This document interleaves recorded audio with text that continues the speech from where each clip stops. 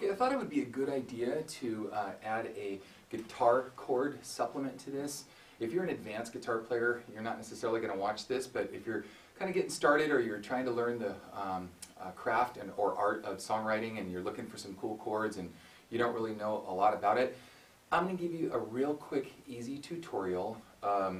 First, what are major and minor chords? What is a major seventh chord? What is a seventh chord? What's a dominant seventh chord? And all that good time stuff. So that as you're writing, you can kind of get a better handle on this. So I'm going to start with something very, very simple first, and then it'll progress as it goes, and that's this. You probably know what an E chord is, and it's just like this. You have the open E string, which is here. You have your middle finger. I prefer to put my middle finger on the A string on the 2nd fret, and then I use my ring finger on the 3rd string in the 2nd fret, and then I use my index finger on the 4th string, in the 1st fret. And then the last 2 strings are open. So it's like this. Okay? Now, the only difference between a major chord and a minor chord is one note. And you're going to hear me refer back to this a lot because there's a lot of this one note that changes a chord from one chord to another. So I'm actually going to use these fingers instead, and let me show you why. I just showed you the position using my fingers like this, but I'm actually going to change it up, and I'm going to put my middle finger here, I'm going to put my ring finger here, I'm going to put my pinky here. So again, it's open E, the A string gets my ring finger, the D string gets my pinky, and then the G string gets my middle finger, and then the top B and E strings are opened like this. Now the difference between a major and a minor chord is one note, and it's this one note right here. It's the 3rd, the major 3rd. So the 3rd of the E chord here, I lift it like this, and it becomes a minor chord. See the difference? Now here's why I'm showing you this and this simply, and again it'll get more progressive as we go, so hang in there if you're saying, oh, you're not showing me an E chord, an E minor, an E major chord. I'm doing it to start this way to show you some things that will really help you get up to speed very quickly on what I'm about to show you. So here you have an E chord.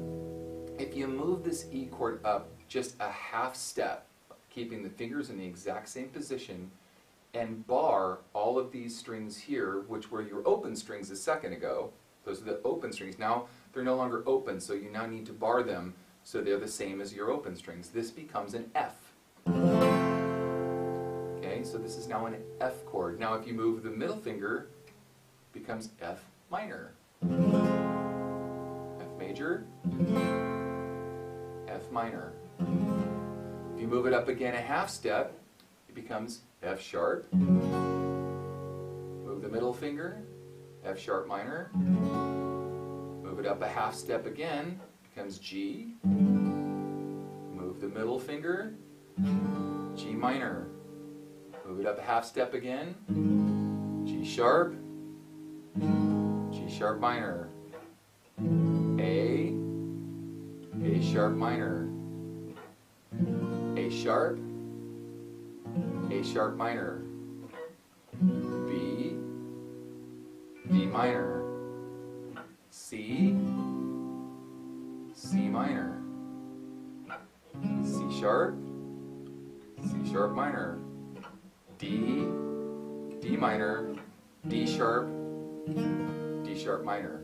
So essentially you now know all the chords, or at least all the major and minor chords. Now here's where it's interesting, is knowing this position and knowing how to play it, you virtually know almost all of your chords because there's only a single note difference between the different chords I'm about to show you, okay? Now, before I move on from this, I want to show you another position. It's the 2nd position to play these chords, okay? I'm actually going to start with the A chord, and as you probably already know, you've seen the A chord like this. It's your open A string here, and then you put your index finger here on the D string, which is the 2nd fret. You put your middle finger on the G string, you put your ring finger on the B string, and the open string is open, so this is an A.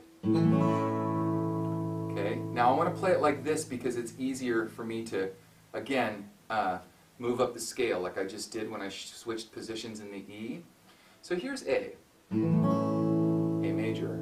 The only difference, again, is this one note here, and I put my index finger a half step down or fret down on the same string of the B string where I'm going to remove my pinky, and it's going to go.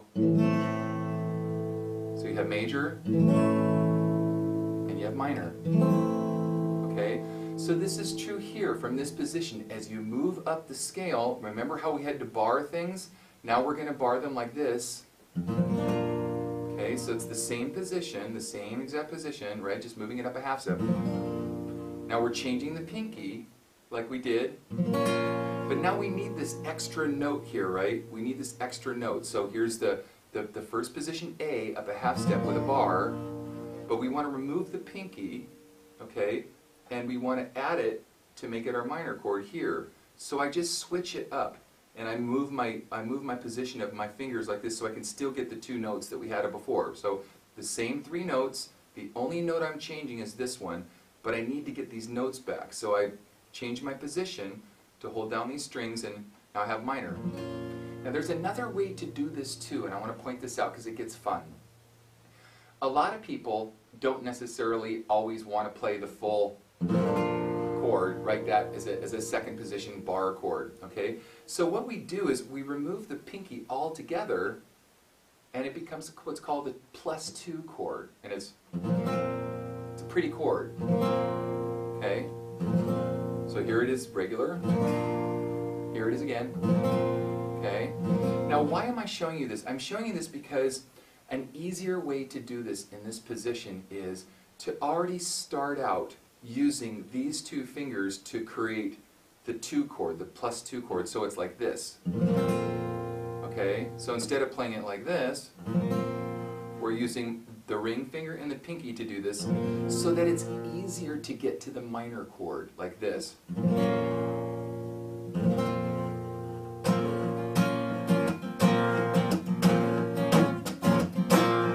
Okay, now when we move up the scale, it's the same principle. That's the A, B flat,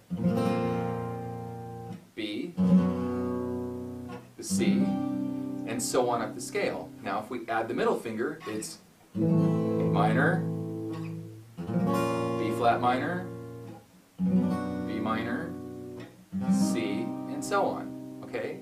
Alright, now we're going to continue on, and the next one I'm going to show you is the differences between minor sevenths and a regular minor chord, okay? Now I'm trying to keep this simple, so I'm going to go back to my first position, and I'm going to start, let's say, on the A, okay? So here was my E. I'm going to move it 1, 2, 3, 4, 5, fifth up, okay, to the A, and I'm going to show you, here's the A minor. Remember, remove the middle finger, okay? Now the way we make it an A minor 7th is by one note. Just remove the pinky, and here's the chord. Hear the difference? It's softer. A minor 7 is softer. The minor 7th is softer. Okay? And I'm going to talk to you about substitutions in a minute, because what's really cool is I hope I'm not going too fast for you, but you can substitute chords when you're writing. So A minor 7 is very similar to a C chord. Let me show you what I mean. Here's C. You hear the similarities? Because we're barring these notes here, like this, like I showed you. Remember how I showed you how to bar these notes here like this? Right? Okay, well those notes are shared. Those are the same notes that are shared when we're barring the A minor chord, right? Those are the same notes right here that are shared. And the only difference right here is putting your ring finger on this string here, which is your A string, and you're doing it on the 7th fret, and so you have an A minor. Now if you want to really kind of get fancy with the A minor also, or the A minor 7th I should say, excuse me, this is A minor, this is A minor 7, is you can dominate the chord or add an extra 7th, so it's the same note here as here. So you have, Okay, so on the D string, that's the bar chord here, you have it here. Remember, it's the note that we removed. Remember when we moved the pinky from A minor? Here's A. We removed the pinky, and that note gave us what was left over on this bar chord here. And if we dominate it or add it a second time, it makes it sound like this. Okay? So here I have A minor, A minor 7, and then we dominate it. It's a very beautiful sound. Now, I want to get into some more stuff here, and I want to talk about sevenths and whatnot. So I'm going to move on to talking to you about seventh chords and how they relate. So, you ready? Let's go.